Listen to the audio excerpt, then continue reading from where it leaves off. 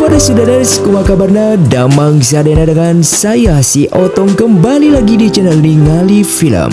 Pada episode kali ini kita akan membahas alur cerita dari film The Fragments of Kailin yang rilis pada tahun 2024 untuk bagian yang pertama. Dan tidak usah berlama-lama lagi, mari kita mulai ceritanya.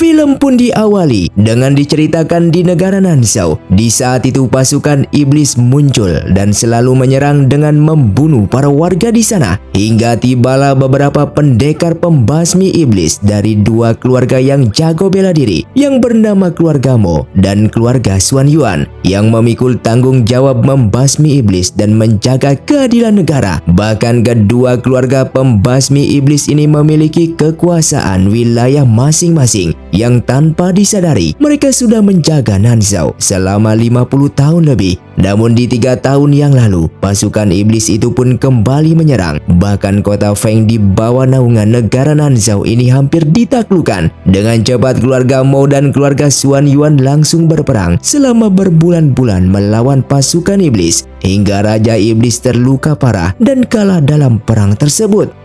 南州自大雍昨天精心谋划的进攻下就，墨家与轩辕家以守护南州魔族的残兵败将携魔军。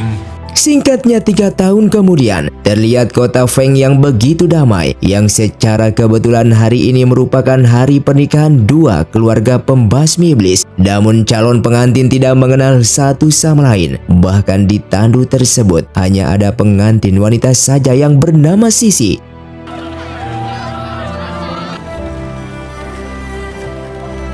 Yang ternyata Sisi ini hanyalah menggantikan pernikahan dari Yuan Yu, yang merupakan anak dari keluarga Xuan Yuan. Karena Yuan Yu itu mencintai pria lain dan tidak ingin dijodohkan, Sisi yang rela melakukan semua ini demi Yuan Yu yang sudah ia anggap sebagai saudaranya sendiri. Namun di dalam perjalanannya, tiba-tiba salah satu warga di sana terbunuh oleh seseorang yang ternyata itu ulah dari pasukan iblis yang kembali menyerang para warga di kota Feng ini.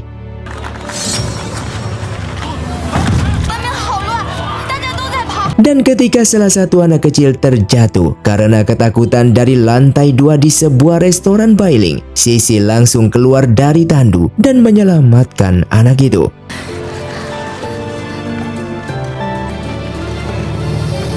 Sedangkan di dalam restoran terdapat seorang pria bertopeng bernama Moyan yang berasal dari keluarga Mo yang jago bela diri dan menyerang pasukan iblis tersebut. Lalu Sisi pun datang untuk membantu, namun bukannya membantu, ia justru memperkeruh keadaan.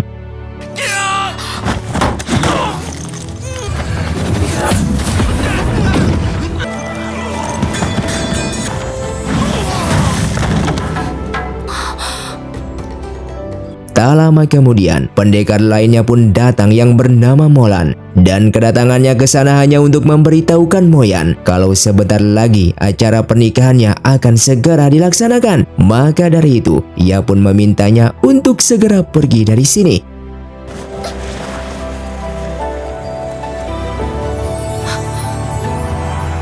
Di saat mereka berdua berhasil pergi dari restoran Bailing, sesaat Sisi memuji akan kemampuan bela diri Moyan yang sangat hebat, dan ia berterima kasih kepadanya karena sudah menolong. 多谢你今日要成婚，的确是个好日子。 Bahkan di sana Sisi mengucapkan selamat kepadanya karena hari ini Moyan yang akan menikah. Tidak hanya itu, ia pun memberitahukannya kalau ia juga akan menikah dengan seorang pria, sehingga ia menganggap kalau hari ini merupakan hari yang terbaik untuk mereka menikah. Di sini Sisi tidak mengetahui kalau pria yang di hadapannya ini merupakan orang yang akan menikah dengannya, dan begitu pun dengan Moyan yang tidak mengetahui siapa wanita di hadapannya ini. Lalu tak lama kemudian datang seorang wanita yang merupakan seorang pelayan keluarga Xuan Yuan yang bernama Xiao He dengan memberitahukan Sisi kalau keluarga Mo sudah menjemputnya dan memintanya untuk segera ke sana. Sehingga pembicaraan itu pun disadari oleh Mo Yan kalau wanita di hadapannya ini ternyata yang akan menjadi istrinya nanti.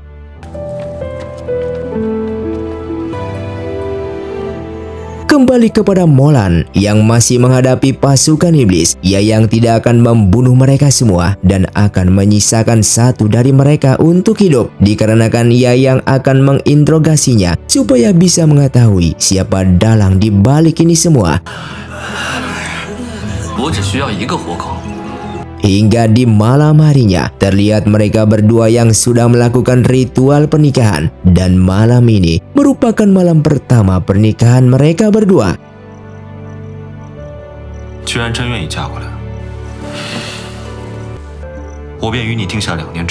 Di sini Mo Yan tidak menyangka kalau Yuan Yu yang merupakan anak pertama dari keluarga Xuan Yuan mau menerima perjodohan ini. Padahal ia mendengar rumor yang sudah beredar kalau Yuan Yu sudah memiliki pasangan dan tidak ingin dijodohkan. Di sini Mo Yan tidak mengetahui kalau di hadapannya ini bukanlah Yuan Yu, melainkan Sisi, wanita yang menggantikan Yuan Yu untuk menikah dengannya. Walaupun perjodohan ini untuk memperkuat tali persaudaraan dua keluarga pembasmi iblis, namun Mo Yan tetap memberikan pilihan kepadanya untuk memperbolehkannya pergi dari sini karena ia yang tidak ingin pernikahan ini hanyalah sebuah paksaan. Namun ia yang terus berbicara dari tadi tidak disambut oleh Sisi yang hanya bisa terdiam, dan ketika ia menghampirinya, ternyata Sisi sedang tertidur pulas.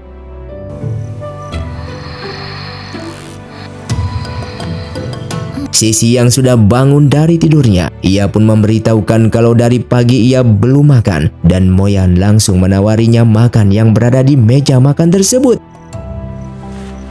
Namun ketika Sisi akan mengambil makanan dan membuka cadarnya, sesaat ia menjelaskan kalau pengantin baru itu cadarnya harus dibuka oleh suaminya sendiri, sehingga Mo Yan yang mendengarnya pun langsung membuka cadarnya.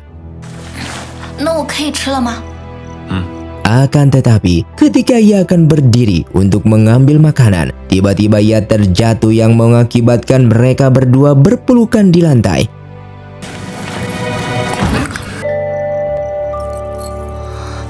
Di sini Sisi menjelaskan kalau kakinya kesemutan yang membuatnya terjatuh, namun Mo Yan tetap memintanya untuk segera berdiri.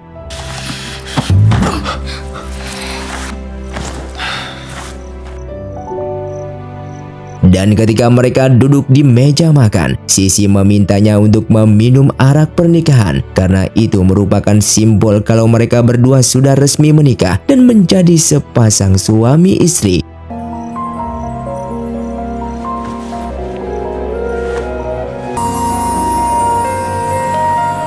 Setelah meminum arak, Mo Yan menjelaskan kalau pernikahan mereka ini hanyalah berlangsung 2 tahun saja. Dan setelah mengatakan itu, ia pun pergi dari kamarnya yang membuat Sisi menjadi bingung. Padahal malam ini merupakan malam pernikahan mereka. Bahkan ia tidak mengerti maksud ucapannya dari pernikahan 2 tahun tersebut.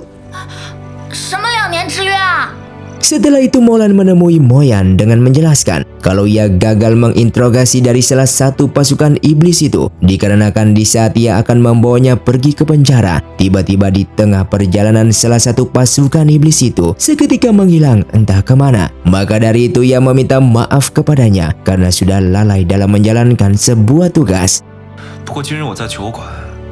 Di sini Mo Yan memaafkannya dan menjelaskan kalau ia merasa curiga kalau di dalam restoran tersebut terdapat iblis tingkat tinggi karena pasukan iblis tadi pagi tiba-tiba muncul di restoran itu. Maka dari itu mereka harus kembali ke sana untuk memeriksanya.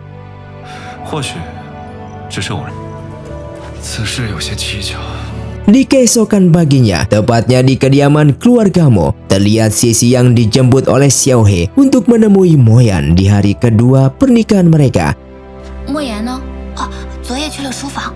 Namun sesaat ia terkejut melihat pria bertopeng berada di kediaman keluarga Mo ini. Ia pun menghampirinya dan bertanya kenapa ada di sini, yang membuat pria bertopeng ini pun menjadi bingung akan pertanyaan dari Sisi tersebut.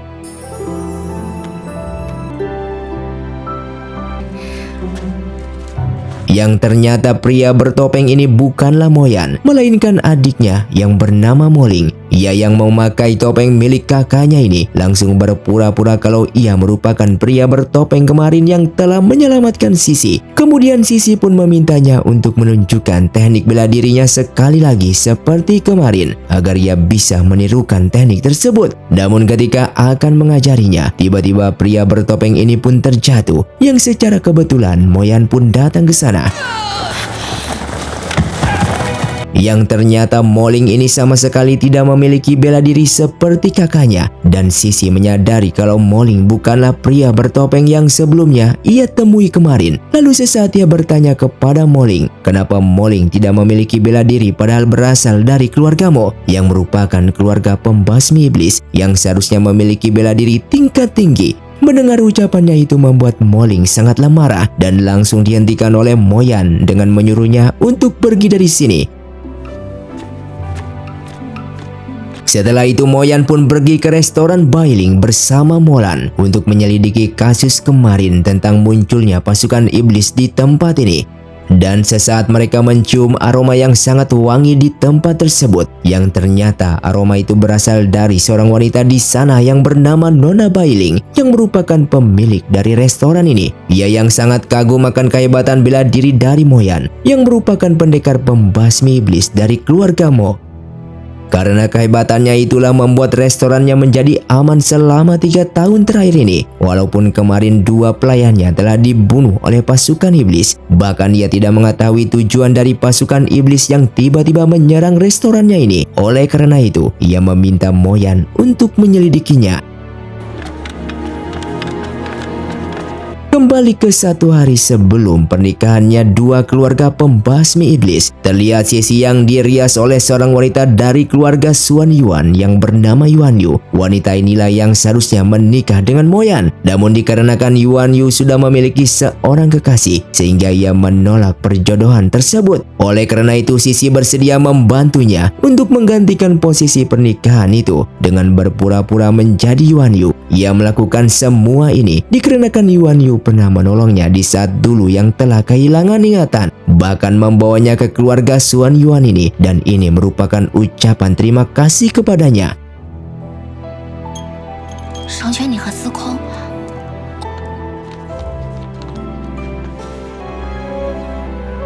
没关系的，没有爱人的资格，这段婚姻成为了你的束缚。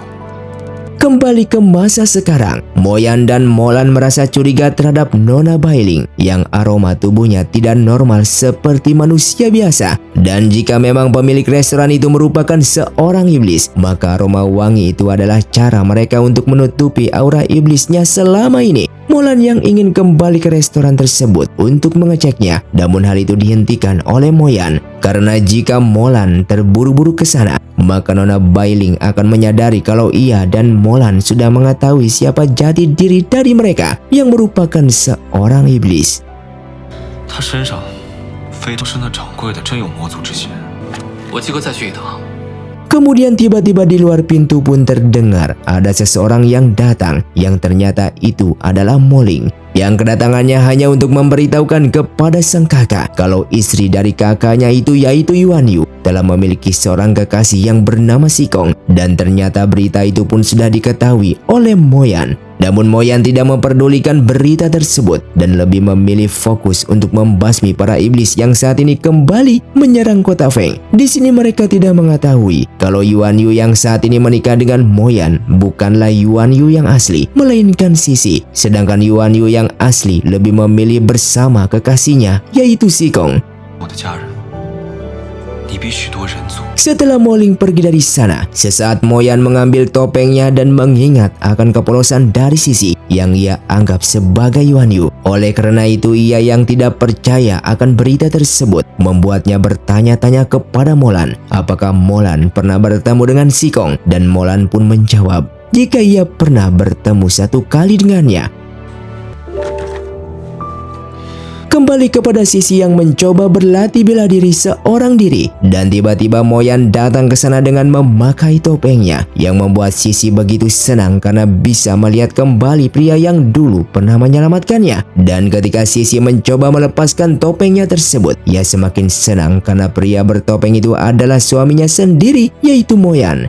昨日球馆里，你为何要戴着面具啊？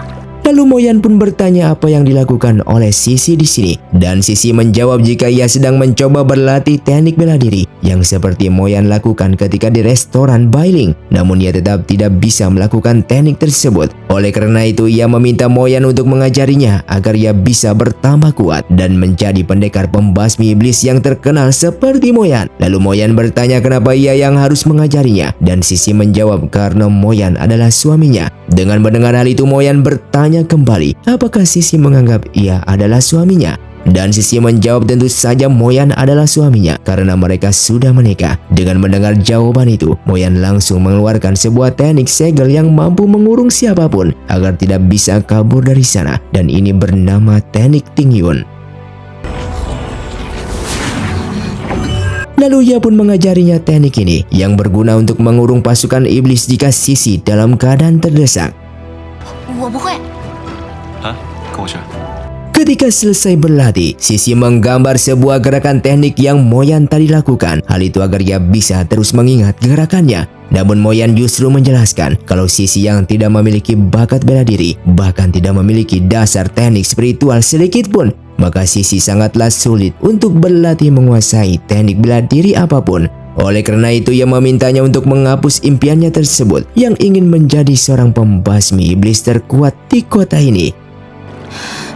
莫言， 法术这么长， Sisi yang tidak terima akan perkataannya itu, ia pun meminta Moyan untuk kembali mengajarinya.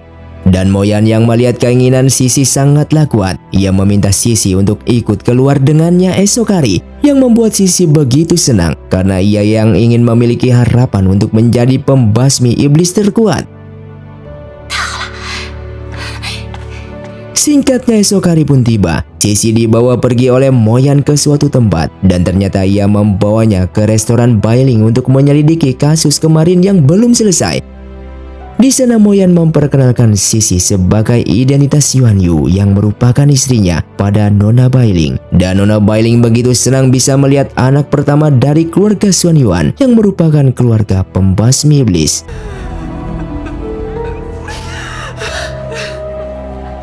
Lalu Moyan bertanya kepada Nona Bailing, kenapa ibu yang ada di hadapan mereka ini menangis? Dan Nona Bailing menjelaskan kalau ibu ini menangis karena anaknya telah menghilang, yang secara kebetulan hilangnya tepat di depan restoran Bailing ini, padahal ia tidak mengetahui seperti apa anak itu. 可是楼上楼下都找，你办法多。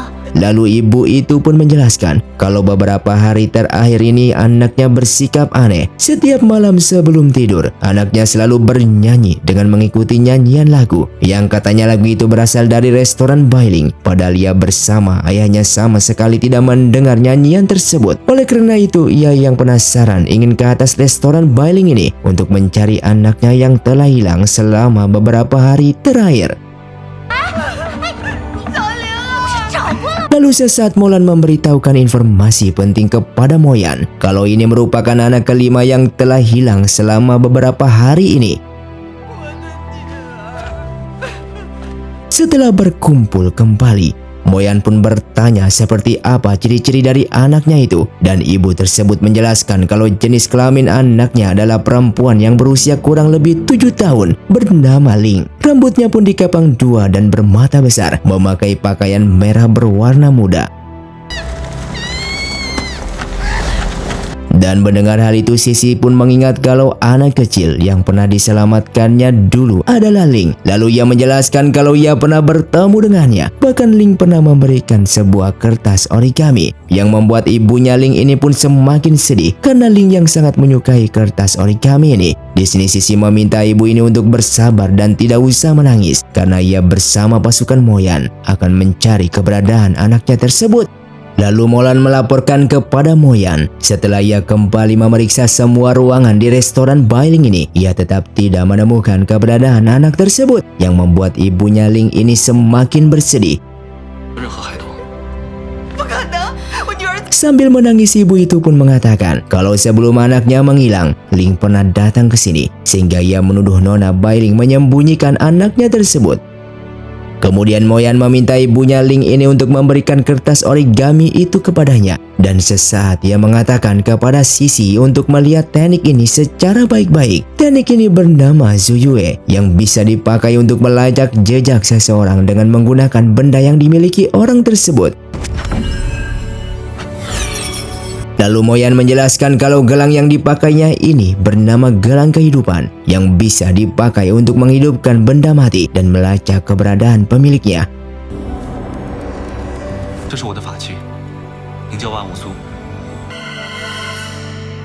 Tiba-tiba restoran itu pun berguncang hebat dan mereka pun berhasil menemukan Ling beserta anak-anak lainnya.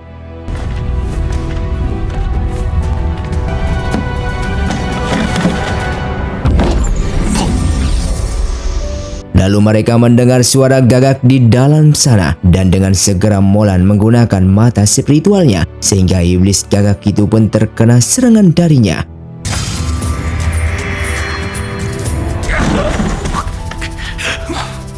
Lalu Molan bertanya kepadanya di mana anak kecil yang lain dan iblis tersebut menjawab kalau anak kecil yang lain tentu saja sudah ia hisap karena energinya yang sangat berguna untuk tubuhnya. Moyan lalu bertanya di mana Nona Bailing berada dan iblis itu pun menjelaskan kalau Bailing sudah lama ia bunuh. Bailing yang selama ini mereka jumpai itu adalah dirinya yang memakai wujud Nona Bailing. Dengan mendengar hal itu Molan pun langsung menusuknya.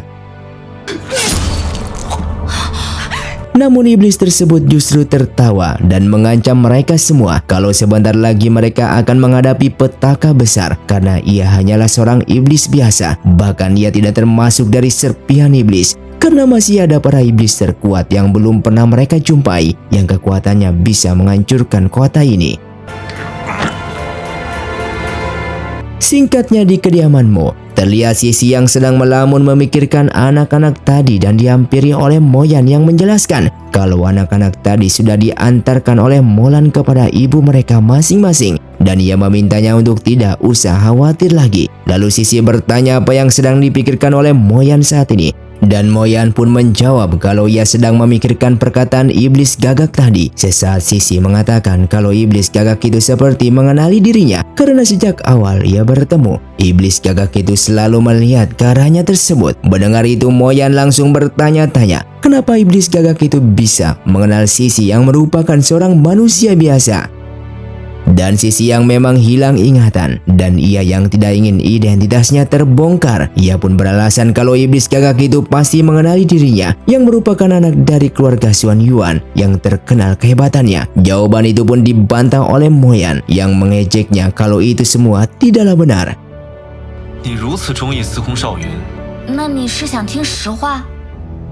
Setelah itu Sisi menemui Xiao He yang bertanya-tanya kepadanya apakah hari ini Sisi mengingat ingatan masa lalunya. Sisi menjawab jika ia tidak mengingat apapun. Namun di saat ia mendekati Moyan, seketika ada sebuah perasaan yang sangatlah aneh di dalam tubuhnya.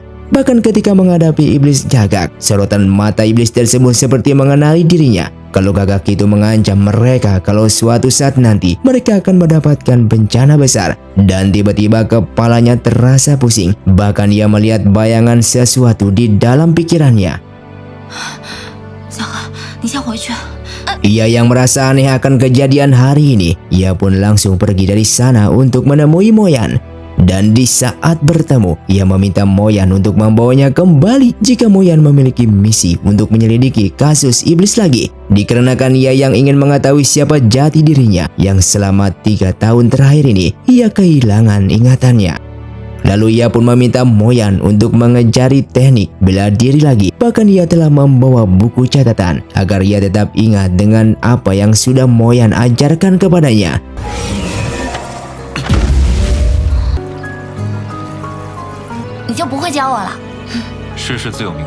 Dan film pun bersambung. Terima kasih untuk kalian yang sudah menonton video ini sampai habis. Sampai jumpa di video selanjutnya. Saya pamit orang dari ningali film Xiao Tong undur diri dan salam Sundaners.